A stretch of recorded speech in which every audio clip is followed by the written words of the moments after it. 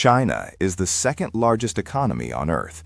It imports 80% of its oil through a single passage it does not control. There are 5 straits that keep it alive. America knows all of them. There is a word Chinese military strategists use when they talk about this problem. 我的困境, my predicament, my trap. China is the world's second largest economy, the world's largest manufacturer, and the world's largest energy consumer. Its factories power the global supply chain. Its cities run on imported oil. Its military depends on ships that move goods in peacetime and ammunition in war. And almost all of it flows through 5 narrow straits that China does not control. 5 choke points. 5 places where a single decision by the United States, by India, by Indonesia could end the Chinese economic miracle within weeks. This is China's maritime prison. And this is the story of how it was built, why it cannot be escaped, and what China is doing, desperately, urgently, to break free. Look at a map of Asia. Really look at it. China sits at the center of the most geographically complex region on Earth. To its east, Japan and South Korea, U.S. allies. To its northeast, the Korean Peninsula, hosting 28,000 American troops. To its south, the Philippines, another U.S. treaty partner. And wrapped around all of it, stretching from Japan down through Taiwan, the Philippines, and the island of Borneo, is what strategists call the first island chain. It is not a wall. It is not a fence. It is a ring of islands, straits, and U.S. allied nations that acts like a net. Inside that net, China has coastline, ports, a navy, economic might. But to reach the open Pacific, to project power beyond its own region, to access the oil fields of the Middle East, the grain of Brazil, the markets of Europe, China must pass through the net. And the net has exactly 5 exits, 5 straits, 5 places where geography narrows the ocean to a corridor, 5 points where a blocking fleet, a sea mine, or a diplomatic agreement can lock China inside its own borders. The first and most important of these 5 straits sits between the islands of Sumatra and the Malay Peninsula, the Strait of Malacca. At its narrowest point, it is just 2.8 kilometers wide, less than 2 miles. On a clear day, you can see both shores at once. Every single day, over 300 ships pass through this passage, one every 5 minutes at peak traffic. They carry oil from Saudi Arabia, iron ore from Australia, electronics from Taiwan, consumer goods bound for China's factories and ports. In a year, more than 100,000 vessels, a third of all global trade, 3 times the volume of the Suez Canal, 5 times the volume of the Panama Canal, and for China specifically, 80% of its imported crude oil squeezes through this single passage. In 2003, Chinese President Hu Jintao stood before the Communist Party's Central Committee and named this problem directly. He called it the Malacca Dilemma. China's oil, its energy, its factories, its cities, its military, all of it dependent on a narrow strip of water that China does not control, does not patrol, and cannot protect. The strait runs through the territorial waters of Indonesia, Malaysia, and Singapore. 3 sovereign nations, none of them Chinese allies, all of them with close economic ties to the United States. And the United States, it runs freedom of navigation operations through these waters constantly. The 7th Fleet patrols the Indo-Pacific. American naval bases ring the strait in Singapore, the Philippines, and Diego Garcia in the Indian Ocean. Washington's strategy is not subtle. Control every choke point around China, so that if a crisis ever erupts, over Taiwan, over the South China Sea, over anything, America can squeeze. China loses its oil within weeks, its factories stop, its military runs dry. The second largest economy on Earth, held hostage by 2.8 kilometers of water. China knows about the Malacca trap. It has spent 2 decades planning workarounds. The most obvious, if Malacca is blocked, ships reroute south through Indonesia. There are 2 options. The Sunda Strait, between Java and Sumatra, shallower, narrower, prone to strong tidal currents and volcanic hazards. Most supertankers and ultra-large bulk carriers are too big to navigate it safely. And it runs directly through Indonesian territorial waters, meaning Indonesia alone can close it. The Lombok Strait, further east, between the islands of Bali and Lombok. Deeper, wider, actually usable by large ships. But Lombok adds 2,963 extra kilometers to the journey, nearly 5 additional days of sailing, at the cost of fuel, time, and insurance premiums that compound across every shipment. In peacetime, this is expensive.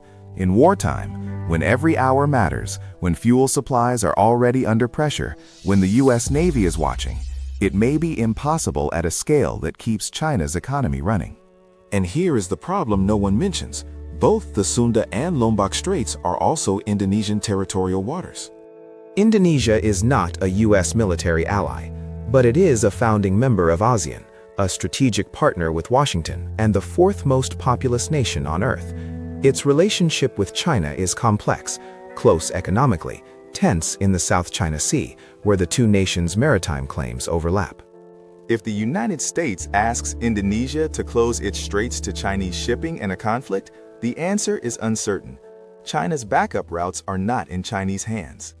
Strait 4 is not a route China uses to import oil. It is something more dangerous. The Taiwan Strait is the 180-kilometer-wide channel that separates mainland China from the island of Taiwan. Every year, nearly half of the world's container ship traffic passes through it, including semiconductors, electronics, and finished goods heading from East Asian factories to the rest of the world. For China, Taiwan represents two things simultaneously. First, a political obsession. Beijing considers Taiwan a breakaway province. Reunification, by diplomacy or by force, is written into the Chinese constitution. PLN warships have circled Taiwan in military exercises multiple times in recent years, rehearsing a blockade. Second, a geographic nightmare. If Taiwan were to formally align with the United States, or if the US Navy permanently stationed forces there, China's access to the Pacific would be cut. Chinese ships heading east would have to go around Japan or through the Philippine Sea. The noose would tighten. And then there is the chip question. Taiwan Semiconductor Manufacturing Company, TSMC, produces over 92% of the world's most advanced chips. Every iPhone, every AI server, every modern fighter jet depends on fabrication that happens on this island. If conflict erupts in the Taiwan Strait, the global semiconductor supply chain, worth trillions of dollars annually, stops. China knows this. The United States knows this. Both are deterred by the consequences of conflict. But deterrence is not a wall. It is a calculation, and calculations can fail. The 5th strait is the one China most wants and least controls. The Luzon Strait sits between Taiwan and the northern Philippines. It is the primary passage for Chinese naval vessels trying to exit the South China Sea and reach the open Pacific Ocean. For China's submarine fleet, its nuclear deterrent, its most powerful military asset, Luzon is the only viable deep water exit route.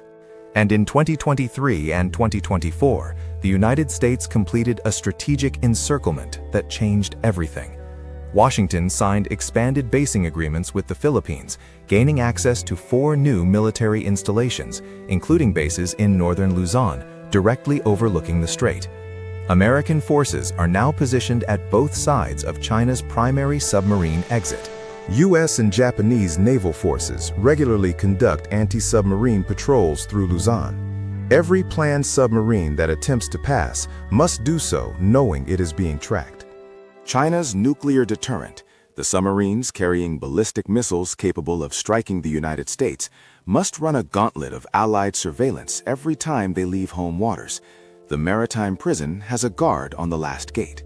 China is not passive. For 2 decades, Beijing has poured hundreds of billions into trying to solve this problem. The China-Myanmar Economic Corridor, a pipeline running from Myanmar's coast directly into Yunnan province, bypassing Malacca entirely. Except it runs through one of the most politically unstable countries in Asia, where a military coup in 2021 threw the entire project into uncertainty. The China-Pakistan Economic Corridor, a road and pipeline network connecting the deep-water port of Gwadar in Pakistan to China's Xinjiang region. $62 billion invested. Except it runs through territory disputed by India, through regions with active terrorist insurgencies, and it cannot carry enough oil to replace Malacca. The Polar Silk Road, Arctic shipping lanes that shorten the route to Europe. Except they are only navigable a few months of the year, they cross Russian-controlled waters, and they do nothing for oil imports from the Middle East and Africa. Here is the conclusion that haunts China's military planners. After 2 decades of effort, after trillions spent on Belt and Road, after the world's largest navy buildup in history, after diplomacy across Southeast Asia, South Asia, and the Indian Ocean. China is still more dependent on the Strait of Malacca today than it was when Hu Jintao named the dilemma in 2003, because China's economy grew faster than its alternatives. In 2024 alone, China imported nearly $390 billion in energy, and 80% of it came through Malacca. The prison got bigger. The bars got thicker. China is the second largest economy on Earth. It has the world's largest navy by number of ships. It is building aircraft carriers, hypersonic missiles, and space weapons. And it remains a prisoner of 5 straits. 5 corridors of water, none of them Chinese, all of them watched. The United States does not need to fire a shot to hold China's future hostage. It just needs to hold the keys. And for now, it does. Choke points. Every system has a pressure point.